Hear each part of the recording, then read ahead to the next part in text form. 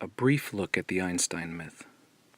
Nearly everyone has heard of Albert Einstein, and his name is now regarded as synonymous with genius.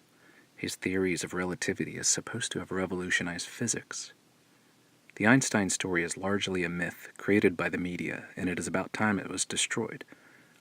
Einstein in 1905 published a scientific paper which merely expanded in a minor way the work of others like Lorentz and Poincare, who had already put forward a principle of relativity, and even the much vaunted mass-energy equation, E equals mc squared, was not new, being a re-expression of the equation of a kinetic energy, E equals mv squared, where v is taken as c, the velocity of light.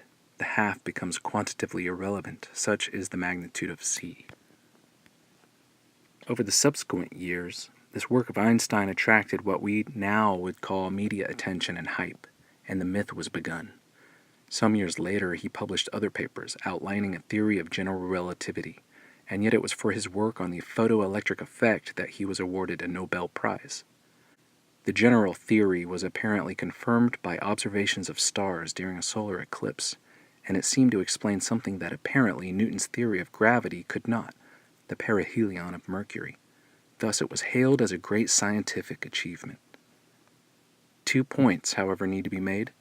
First, the Newtonian theory could, if altered, give a satisfactory explanation for the Mercury problem, and other simpler explanations for the apparent bending of starlight near the sun exist, explanations which do not need an extremely complex and abstract mathematical model. Second, it was assumed before the Einstein myth that theory should be as simple as possible and not only explain existing phenomena, but also predict certain events. With the Einstein theory, this was abandoned, and indeed it is right to peak of revolution in approach from the experimental. An example would be Faraday, to the abstract, constructed in mathematical form. What is at issue here is not the use of mathematics, but the precedence given to theory and theorizing over and above direct physical observation and experiment. Theory now comes before observation and dominates to the extent that common sense and empiricism are regarded as almost irrelevant. A new physics has been created, beginning with relativity and continuing with quantum mechanics and then cosmology, wherein paradox and abstraction are the norm, and where thought experiments and non-observable abstractions have precedence over direct measurement and rational understanding.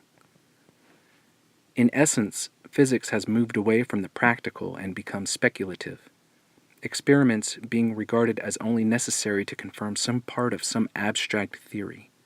This speculation is itself increasingly non-rational.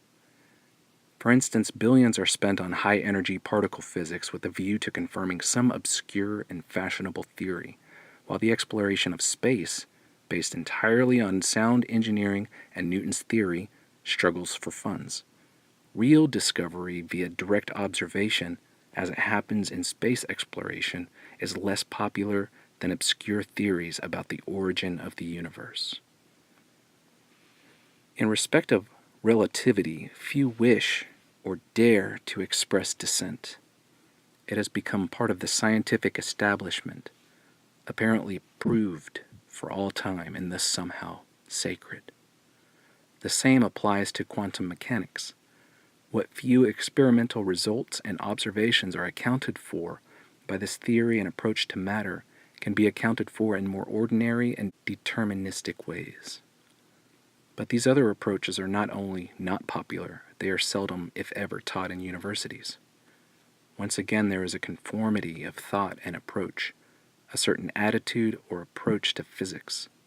The result is and has been stagnation in genuine understanding, and a magnitude of fashionable ideas and theories, and an acceptance that some questions cannot be asked, or, if asked, can never be answered, such as, if there was a Big Bang, where did the first particle of matter come from? And what and how did the result of the explosion spread into what did not exist, i.e., infinite space? One can go further and say that both relativity and quantum mechanics represent abstraction and paradox taken to absurdities, and these fashionable theories need to be disposed and a return made to experimental observation and direct inquiry. In brief, another revolution must take place.